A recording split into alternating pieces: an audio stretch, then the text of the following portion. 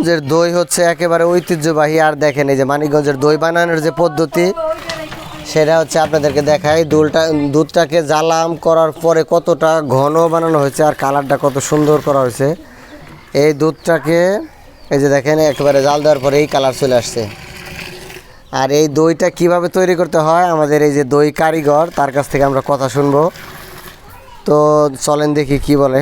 না না, আপনি তো অনেকদিন যাবত এই দই বানান তাই না?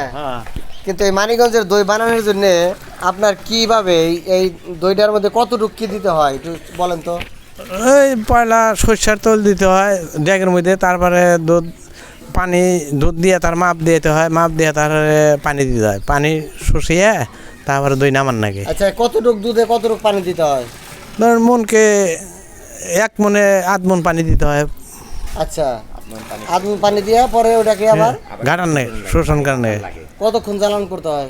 দিন বেরিয়ে পরে জ্বালান করতে হয়। এই পানি যতটুক দুধ যতটুক পানি আবার অতটুক দিতে হয় না? না না, 8 মন, 1 মনে 8 মন, 1 মণ 8 মণ পানি দিতে হয়। আর এটাকে গাড়ান নাকি পরে এটাকে জাল দিয়ে আবার খোয়াইতে হয়। হ্যাঁ হ্যাঁ লাগে আদা ওই 1 মণ দুধ 1 মণে টিকান লাগে। 1 মনে টিকা। চিনি 7 কেজি প্রতি মনে? প্রতি মনে 1 মণ দুধে 7 কেজি চিনি ব্যবহার করতে তাহলে আপনি মোটামুটি যে দই বানাইতেছেন কয় বছর হয়েছে আনুমানিক? মেলা বছর, 20-25 বছর হয়। 20-25 বছরের অভিজ্ঞতা। হ্যাঁ, অভিজ্ঞতা। ঠিক আছে, ধন্যবাদ। তা আমাদের মানিকগঞ্জের দই তো সারা বাংলাদেশে ভাইরাল, বুঝছেন? হ্যাঁ। মানে সবাই খুব পছন্দ করে মানিকগঞ্জের দই। হ্যাঁ। তো আশা করি আপনার এই মন্তব্য বা আপনার এই সিস্টেম থেকে বা আপনার এই রেসিপি থেকে সবাই শিখে শিখে এরকম করে দই বানাইতে পারবে। আচ্ছা, ইনশাল্লাহ। তো ধন্যবাদ আপনাকে। আসসালামু আলাইকুম। ওয়ালাইকুম সালাম। আচ্ছা, এই যে আমার ছোট কাকা আছে, এই যে দইয়ের আর একজন কারিগর। আচ্ছা কাকা, এই যে দই যে বানাইলা এটা কতক্ষণ জাল দিলা সকাল থেকে? এটা প্রায় 12টার সময় ঘন্টা 8 ঘন্টা জাল দেওয়া হয়েছে।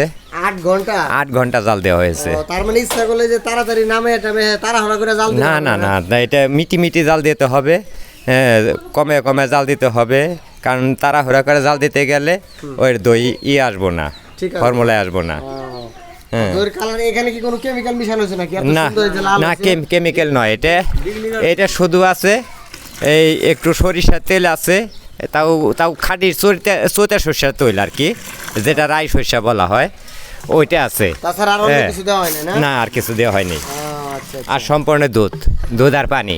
তো দেখেন এই যে কত সুন্দর করে একদম কতটা কালার চলে আসছে। হ্যাঁ, কালার। তো আশা করি দইটাও খুব ভালো হবে।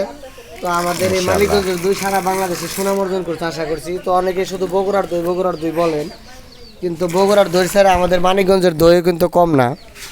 তো সবাইকে অনেক ধন্যবাদ। আমাদের মানিকগঞ্জের দই খাওয়ার জন্য সবাইকে আমন্ত্রণ রইল, মানিকগঞ্জের দই খাইতে আসবেন।